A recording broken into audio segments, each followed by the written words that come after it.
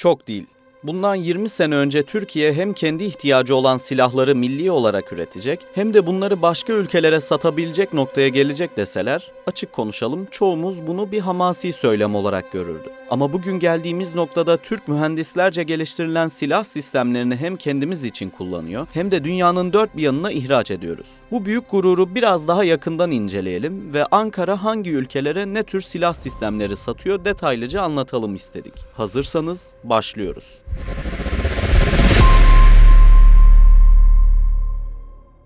Türk savunma sanayinden bahsederken aslında başlangıç çizgisinin nereye çekileceği sıkça tartışılır. Sonuçta bir yandan Osmanlı gibi bir imparatorluk bakiyesi var, diğer yandan İmalat-ı Harbiye yılları ve genç Cumhuriyet dönemleri. Sonrasında Türk savunma sanayi adına bir şeyler söyleyebilmek uzunca bir süre mümkün olmamış. Bırakın bir ilerleme sağlanmasını, eldeki fabrikaların dahi kapatıldığı günler hafızalardaki yerini koruyor. Ama sonrasında bir kırılma yaşanıyor ve bugünkü Türk savunma sanayi için belki de en önemli temellerden biri atılıyor. Tahmin ettiğiniz gibi 1974 Kıbrıs Barış Harekatı'ndan bahsediyoruz. Yarım asır önce attığımız bu adım aslında çok farklı alanlarda dönüşümü de beraberinde getirdi. Ankara'nın adadaki Türkleri korumak için yaptığı askeri hamleden rahatsız olan Amerika, karşılık olarak yeni silah sistemlerini müttefiki Türkiye'ye vermeyi reddetti. Yetmedi, pek çok silah sistemine ait yedek parçaya da uzun süre ambargo uyguladı. Türkiye bu dar boğazdan çıkabilmek için farklı yollar denedi. Bunlardan biri de madem onlar vermiyor, biz kendimiz yaparız diye formülize edebileceğimiz yeni bir başlangıçtı. Dönemin karar vericileri tüm itirazlara ve yapamayız, hayal kurmayın diyenlere inat bu yola koyuldu. İlk iş Türk Silahlı Kuvvetlerini Güçlendirme Vakfı'nın kurulmasıydı. Bu vakıf bünyesinde kurulan Aselsan, TUSAŞ, Roketsan, Aspilsan, Havelsan gibi ülkemizin savunma sanayinin bel kemiğini oluşturan kurumlar işte bu süreçte hayat buldu. Sonra bu kurumların her biri kendi alanında kolları sıvadı. Kısa zamanda çok da değerli işler yapıldı. 80'li yıllarda Amerika-Türkiye ilişkileri yeniden rayına oturdu.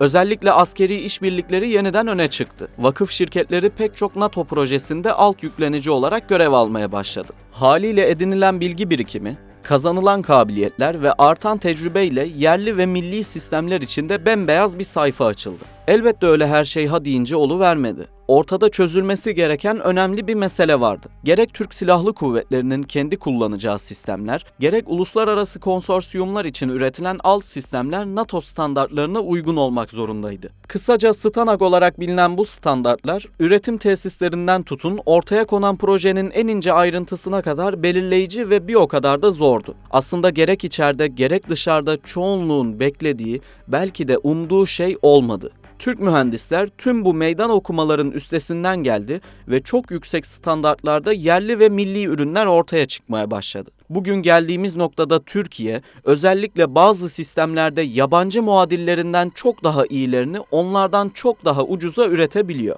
Burada sadece işçilik maliyeti üzerinden bir okuma yapılmaması gerektiğini düşünüyoruz. Çünkü savunma sanayi ürünleri bir ülkenin kaderini doğrudan etkileyebilecek ürünler. Hal böyleyken Türkiye daha ucuza ürettiği için tercih ediliyor tezi tek başına bir şey ifade etmiyor. Çünkü eğer ülkenizin güvenliği söz konusuysa maliyeti ne olursa olsun sizin mutlaka işinizi görecek nitelikte sistemler almayı bir zorunluluk olarak görüyorsunuz. Sektöre yakın isimlerin sıklıkla başvurduğu örneklerden biridir. Türkiye kimi savunma sanayi ürünleri için sektörün ne Mercedes'i ne Audi'sidir. Türkiye bu sektörün Toyota Corolla'sı derler. Bildiğiniz üzere Toyota Corolla dünya otomotiv piyasasında fiyatına oranla en iyi otomobillerden biri olarak kabul edilir. Belki çok konforlu değildir ama sizi de kolay kolay yolda bırakmaz. İşte Türk savunma sanayi ürünlerine de bu gözle bakılıyor. Türkiye'nin ürettiği ürünlerin kaliteli ve nispeten ucuz olması pek çok ülkenin dikkatini savunma sanayimize çekiyor ama elbette tek neden bunlar değil. Türkiye sattığı sistemlerde son kullanıcıya müdahale etmiyor. Pek çok ülke silahının nasıl kullanılması gerektiğine şart koşuyor. Kimi Avrupa ülkeleri içte ve dışarıda savaş tüccarı yaftası yememek için silahlarının herhangi bir çatışmada kullanılmasını istemiyor. Bu noktada haliyle kafalar biraz karışıyor. Madem silahın nerede kullanılacağına dair şartlar var, o ülke bu sistemi neden tercih etsin ki sorusu kritik. Silahlı kuvvetlerin asıl görevinin savaşmak değil caydırıcılık olduğuna dair yaygın bir görüş var. Temel olarak orduların rakiplerini caydırmak için etkili silahlara sahip olmaları gerektiğine dayanır bu tez. Elinizde çok güçlü silahlar olmalı ki caydırıcılığınız artsın ve kimse sizinle savaşma riskini göze almasın. Tabii işlerin böyle yürümediğini son yıllarda dünyanın dört bir yanında patlak veren olaylarda bir kez daha tecrübe ettik. Her zaman silahların kötü amaçlarla kullanılma ihtimali var. Türkiye, sattığı silahların kullanım sorumluluğunu tamamen alıcı ülke ve onun silahlı kuvvetlerine yüklüyor. Bu durumdan aslında iki taraf da memnun. Hangi ülkelere ne tür silah sistemleri satıyoruz sorusuna yanıt vermeden önce küçük bir parantez daha açalım. Bir ülkeye silah sistemi satmak aslında 20 ila 50 yıl sürecek bir ikili ilişki işleyişi anlamına da geliyor. Çünkü bu sistemler çok pahalı, kritik ve bir o kadar da değerli. Haliyle bakımları, onarımları, bitenlerin yerine aynı ya da benzer ürünlerin tedarik edilmesi, sistemleri kullanacak ekibin eğitilmesi derken tüm bunlar sizi o ülkeyle diplomatik ve ekonomik açıdan da bambaşka bir noktaya taşıyor. Türkiye, yerli ve milli savunma sanayi ürünlerini diplomasi anahtarı olarak da başarıyla kullanan bir ülke. Afrika'dan Balkanlara, Körfez ülkelerinden Güney Amerika'ya kadar haritayı göz önüne getirelim. Sonra Türkiye'nin silah sattığı ülkeleri işaretleyelim. Sonra bu bölgelerin küresel açıdan nedenli stratejik olduğuna bir kez daha bakalım. Şimdi fotoğrafın bütünü daha da netleşti, değil mi? Türkiye'nin silah sattığı coğrafyaların genişlemesinin bir nedeni de ihraç ettiğimiz sistemlerin neredeyse tamamının gerçek harp sahasında kullanılmış olması. Türk ordusu sattığı bu sistemleri gerek yurt içinde, gerek yurt dışında birbirinden zorlu şartlarda bizzat kullandı. Sahadan yapılan geri dönüşlerle her bir sistem giderek daha mükemmel hale geldi. Kuşkusuz bir silah sisteminin en iyi reklamı kendini bizzat muharebede kanıtlamış olması. Bu duruma İngilizce jargonda combat proven deniliyor. Yani sahada bizzat kullanıldı ve görevini başarıyla yerine getirdi. Bizim için silahlarımızın combat proven olması nasıl bir gurur kaynağıysa alıcılar için de tercih nedeni. İkinci tercih nedeni ise üretici ülkenin kendi silahlarını kullanıp kullanmadığı konusu. Geçmişte bazı üreticiler sadece ihracat pazarı için kalitesiz silahlar ve sistemler üretti. Sütten ağzı yanan ülkeler artık yoğurdu üfleyerek yiyor. Almak istedikleri savunma sanayi ürününü üretici ülkenin kendi ordusunda kullanıp kullanmadığına bakıyor. Türk savunma sanayi şirketleri tarafından üretilen pek çok ekipman ülkemizin güvenlik güçleri tarafından kullanılıyor. Şimdi gelin hep birlikte Türk silah sistemleri hangi coğrafyalara gitmiş bir bakalım. 16. yüzyılda gerçekleştirilen coğrafi keşiflere kadar dünya yalnızca Asya, Afrika ve Avrupa kıtalarından ibaretti. Coğrafi keşiflerin ardından bu bölge birden eski dünya oldu. Biz de başlangıcı dünyanın kadim coğrafyalarıyla yapmak istiyoruz. Asya kıtası ilk durağımız. Asya denilince hepimizin aklına Orta Asya geliyor. Orta Asya uzun bir zaman boyunca Sovyetler Birliği'nin arka bahçesiydi. Haliyle de orduların cephanelikleri eski Sovyet yapısı sistemlerle doluydu. Orta Asya ülkeleri modern silahlar edinmek istediği zaman akıllarına ilk gelen ülke şüphesiz ki Türkiye'ydi. Silah satışları denilince aklımıza hemen Bayraktar TB2 ve diğer insansız araçlarımız geliyor.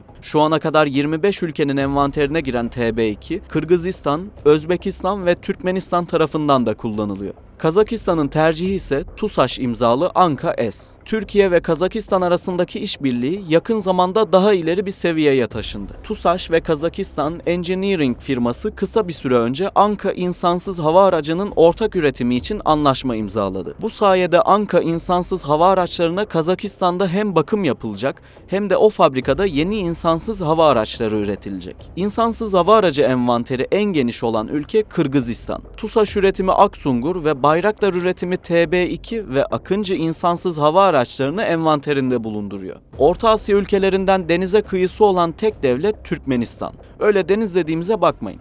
Aslında coğrafi olarak bir göl olan Hazar Denizi'nden bahsediyoruz. Türkmenistan son yıllarda modernize etmeye çalıştığı büyük bir donanmaya sahip. Türkmenistan donanmasının ana gemisi olan Denizhan korveti, ülkemizin başarılı özel müteşebbis tersanelerinden olan Dearsan tersanesinin bir ürünü. Bu korvetin üzerinde Aselsan çözümleri olan Gökdeniz, Stop ve Stamp gibi silahlar kullanılıyor. Ayrıca geminin denizaltı savunma harbi maksatlı kullandığı roketler de Roketsan üretimi DSH roketleridir. Tuzla sınıfı karakol gemilerimiz Türkmen donanmasında Serhet sınıfı olarak görev yapıyor. Türkmen donanması için üretilen gemiler bizdekinin aksine anti gemi füzeleri ve uçak savar füzeleri taşıyabiliyor. Türkmenistan'ın envanterinde 10 adet Serhet sınıfı gemi bulunuyor. Ayrıca Türkmen donanmasında Dearsan tersanesi tarafından üretilen FAC-33 sınıfı 6 adet hücum bot görev yapıyor. Silah satışlarını değerlendirirken bazen sadece platforma odaklanıyoruz. Bu nedenle önemli bir detay gözümüzden kaçıyor. Silah sistemleri kullanıldığı elektroniklerle, sensörlerle, yazılımla ve kullandığı diğer alt sistemlerle bir bütün. Türkiye son yıllarda savunma sanayi ürünlerini bir aile olarak üretiyor. Bu noktada özellikle Roketsan'ın ürettiği mühimmatlar göz dolduruyor. Türkiye'nin silahlı insansız hava aracı sattığı her ülke MAM-L ve MAM-C serisi güdümlü bombaları kullanıyor. Aksungur ve Akıncı gibi insansız hava araçları daha ağır Teber, HGK, KGK gibi güdümlü bombaları, SOMJ ve Çakır gibi seyir füzelerini taşıyabiliyor. Kırgızistan'ın Aksungur ve Akıncı insansız hava araçlarında kullanılmak üzere Teber, HGK ve KGK gibi silahlara sahip olduğu biliniyor. Örneğin Bayraktar Akıncı'nın yurt dışındaki ilk kullanıcılarından olan Pakistan, aynı zamanda Kemankeş mini seyir füzesinin de ilk müşterisi konumunda. İnsansız hava araçları, hafızamıza tankların imha ettiği görüntülerle kazınmış olsa da birer keşif, gözlem ve istihbarat platformu. İzlediğimiz videoları çekebilmeleri için çok güçlü kameralara, attıkları mühimmatı ıskalamamak için hata payı son derece düşük olan elektrooptiklere ihtiyaçları var. Türkiye bu iş için uzun bir süre Kanadalı L3 firmasının imalatı olan Westcam MX-15D kameralarını kullandı. Üstün görüntü kalitesiyle öne çıkan kameradan tüm kullanıcılar memnundu. Ta ki Kanada, Karabağ Savaşı'ndan sonra ambargoya başlayana kadar. Bu noktada Aselsan uzun yıllardır üzerinde çalıştığı CATS kamerasını üretime koydu. Üretilen 160 kameranın 60 tanesi yurt dışına ihraç edildi. Aselsan başarıyı bir adım ileri taşıyarak Aselfilir 500 kamerasını da üretti. Kamera seri üretim aşamasına geldi ve şu an muadilleri arasında dünyanın en iyisi olarak kabul ediliyor. Karabağ Savaşı demişken, İki devlet tek millet dediğimiz Azerbaycan'dan bahsetmezsek olmaz. Azerbaycan'la savunma sanayindeki birlikteliğimiz TB2 ve Akıncı'dan ibaret değil. Kardeş ülke diye boşuna demiyoruz.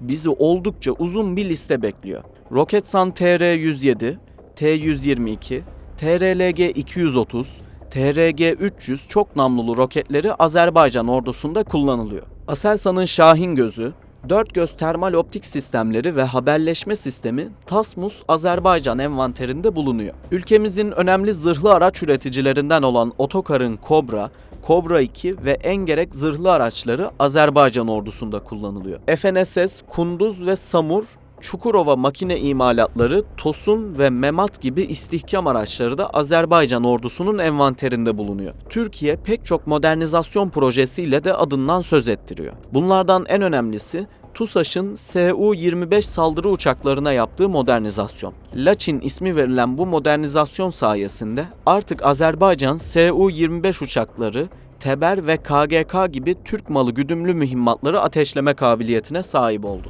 Azerbaycan'la Türkiye'nin birbirine savunma sanayi ürünü vermenin çok daha ötesinde. Belki de sadece bunun için bile gelecekte ayrı bir bölüm yapabiliriz. Asya'da bir başka durağa geçelim. Bangladeş. Pek çok takipçimiz belki biraz şaşırdı ama savunma sanayini yakından takip edenler Bangladeş'in aslında Türk savunma sanayisi için ne kadar önemli bir ülke olduğunu biliyor. Atmaca, ürettiğimiz savaş gemilerimizin düşman gemilere karşı verebileceği en değerli yanıtlardan biri. Tamamen yerli ve milli imkanlarla üretilen bu füze, yakın zaman sonra Türk donanmasının tamamında en önemli vurucu güçlerden biri olacak. Yurt dışında ise Bangladeş, atmaca füzelerinin ilk kullanıcılarından olacak. Bangladeş ile Türkiye hem İSAR hem de atmaca füzelerini kapsayan milyarlarca dolarlık bir anlaşmaya imza attı. Sadece bu da değil. Bangladeş, Roketsan'ın eski müşterisi desek yeridir. TRG-230 ve TRG-300 çok namlulu roket sistemleri aklımıza ilk gelenler. Bangladeş'e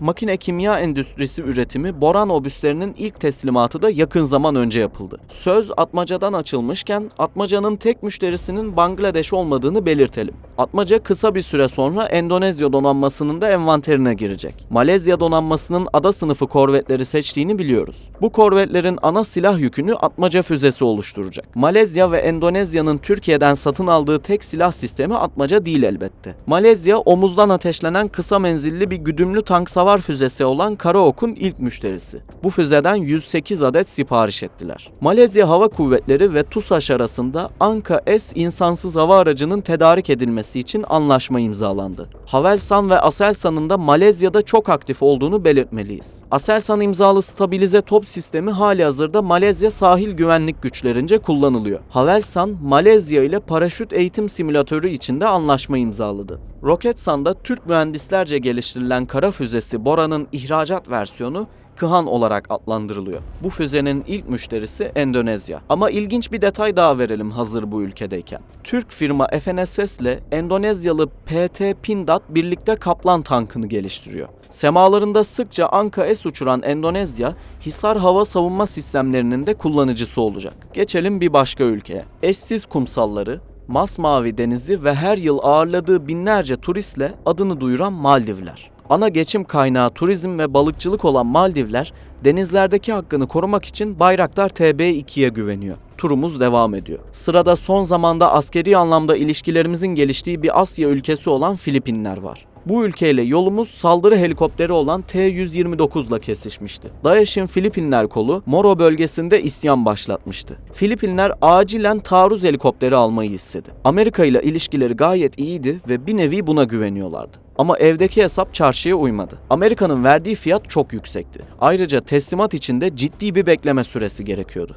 Alternatiflere bakan Filipinler, Türkiye'nin kapısını çaldı. T-129'un hem fiyatı hem de performansı onlar için gayet iyiydi. Ankara'da helikopteri satmaya hevesliydi. Ortada ufak bir sorun vardı: motor. Amerika, motorun ihraç edilmesi önündeki engelleri bir türlü kaldırmadı. Filipinler için bir istisna yapıldı ve bu sayede 6 adet T-129 helikopteri almalarına izin verildi. Helikopterlerle birlikte satın alınanların arasında Cirit füzesi de vardı. Ayrıca Türkiye, Filipin donanmasının açık deniz karakol gemisi ihalesine katıldı. Gemi yapım ihalesini kazanamadık ama gemilerin nokta savunma silahı için Gökdeniz seçildi. Bu sistem, Türkiye'nin konuşlu bulunduğu gemiyi hedef alan anti-gemi füzelerini imha edebilen nokta savunma kabiliyeti olarak öne çıkıyor. Aselsan'ın uzaktan komutalı stabilize top sistemi Muhafız da Filipin donanmasında görevini başarıyla sürdürüyor. Filipin aynı zamanda ülkemizde faaliyet gösteren hafif silah üreticilerinden System Defense firmasının MFR-56 isimli kolay taşınabilen makineli tüfekleri de tedarik etmiş durumda. Türkiye hafif silahlar için de kendisine yeni pazarlar arıyor. Tabi savunma sanayi dendiğinde akla gelen ilk ülkelerden biri de Katar. Devasa bütçesiyle öne çıkan ülke, dünyanın kendi alanında en gelişmiş sistemlerini alma konusunda kararlı. Ayrıca Türkiye ile ilişkileri de son yıllarda çok özel bir noktaya evrildi. Türk savunma sanayi için Katar kritik bir nokta. Hücum bottan Bayraktar TB2'ye, zırhlı kara araçlarından mini akıllı mühimmatlara kadar çok sayıda Made in Türkiye ürün Katar envanterinde kendine yer buluyor. Gelelim Asya'daki son ülkemize. Bu kıtada son durağımız dost ve kardeş ülke Pakistan. Pakistan'la Türkiye arasında geçmişi çok eskiye dayanan bir ilişki söz konusu. Milyarlarca dolarlık ticaret hacminde listenin üst sıralarını insansız hava araçları ve deniz sistemleri çekiyor. Ada sınıfı korvetlerin ilk müşterisi hatırlanacağı üzere Pakistan olmuştu.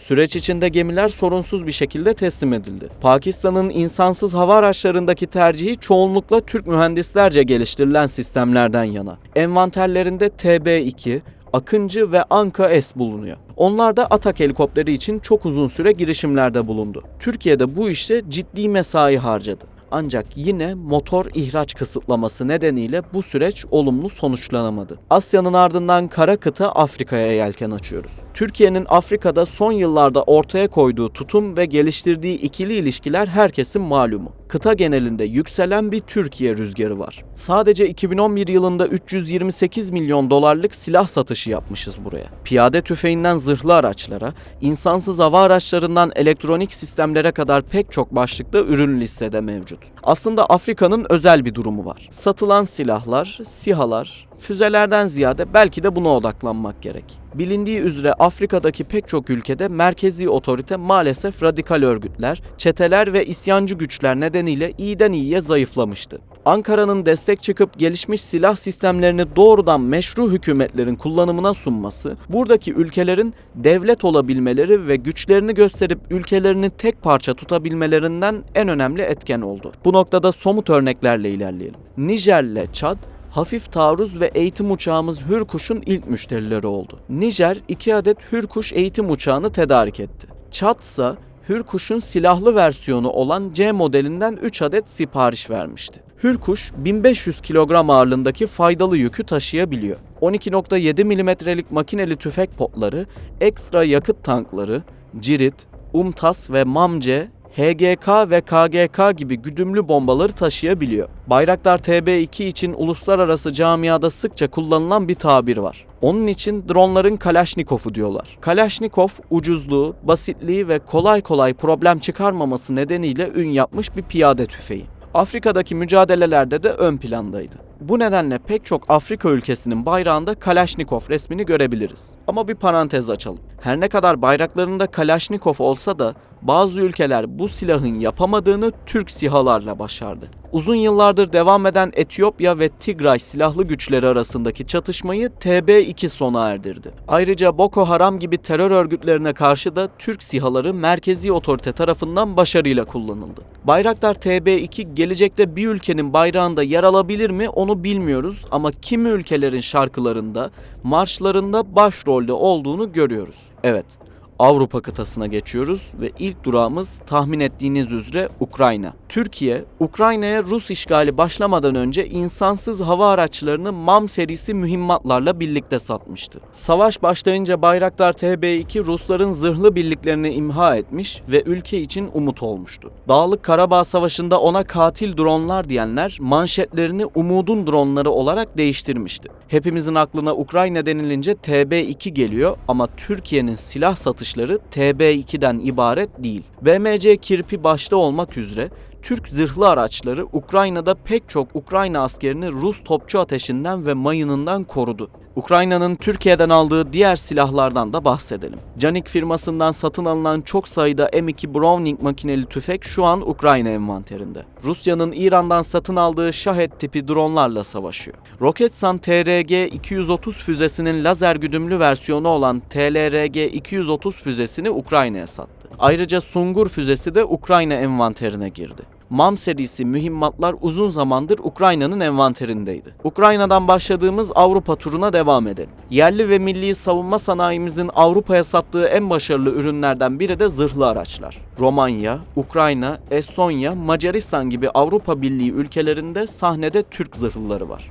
Hırvatistan donanmasında Aselsan'ın uzaktan komutalı stabilize silah sistemi Smash var. Bu ürünü biz kendi ülkemizde Muhafız ismiyle kullanıyoruz. Avrupa'da Türk üretimi silahlara ilgi duyan ülkeler olsa da pazarın büyük kısmına Avrupalı ve Amerikalı üreticiler hakim durumda. Ülkemiz yine de bu pazarda kendine yer edinmeye çalışıyor. Bu çaba son meyvesini Baltık bölgesinde verdi. Estonya Kara Kuvvetleri Yörük zırhlı aracını satın alacak. Estonya 230 zırhlı araca 211 milyon dolar ödeyecek. Meblağ mütevazi görünse de sembolik olarak değerli bir adım. Baltık bölgesi Rus agresifliği gölgesinde yaşıyor. Bu nedenle güvenlik konusunda endişeliler. Türkiye'nin bir savunma sanayi ürünüyle burada bayrak göstermesi önemli. İçeriğimizin son kısmında Türk savunma sanayinin henüz emekleme döneminde olduğu coğrafyalardan birine gidiyoruz. Amerika kıtası. Türk firmaların özellikle Latin Amerika pazarına girmeye çalıştığı bir sır değil. Aselsan Şili'de bir ofis açtı ve kısa bir sürede bu çabasının karşılığı Şili'nin Leopard 2 A4 tanklarını modernize ederek aldı. Her ne kadar ülke ismi açıklanmasa da STM tarafından geliştirilen kargo kamikaze İHA'nın Güney Amerika'da bir ülkeye ihraç edildiğini biliyoruz.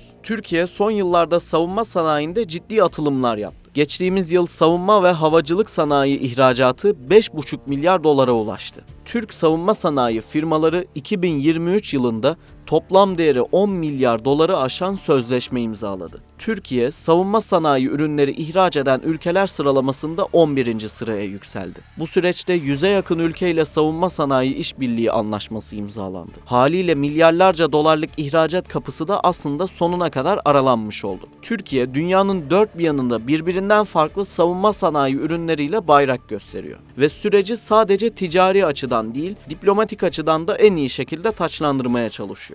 Türk savunma sanayinin aslında dış politika içinde altın anahtar olması sonucunu beraberinde getiriyor. Tabancadan telsize, uçaktan füzeye kadar her açıdan Amerika'ya göbekten bağımlı olan, her türlü doğrudan ve dolaylı ambargolarla boğuşan, Ama hep bir şekilde ayakta kalıp bugün geldiği noktada dünyada ilk 10 ülke arasına girmek için gün sayan bir ülkeyiz biz. Mutluyuz, gururluyuz ancak gidilecek daha çok yolumuz olduğunun da farkındayız. Dışarıdakiler bir yana, içerideki takozlara rağmen engelleri aşıp hedeflerimize dolu dizgin gitmek istiyoruz. Ve bu video vesilesiyle anlattığımız ya da henüz bahsedemediğimiz projelerde emeği geçen herkesi bir kez daha saygıyla anıyoruz. Yeni içeriklerde görüşmek üzere. Hoşça kalın. Türk savunma sanayinden bahsederken aslında başlangıç çizgisinin nereye çekileceği sıkça tartışılır. Sonuçta bir yandan Osmanlı gibi bir imparatorluk bakiyesi var, diğer yandan imalat-ı harbiye yılları ve genç cumhuriyet dönemleri.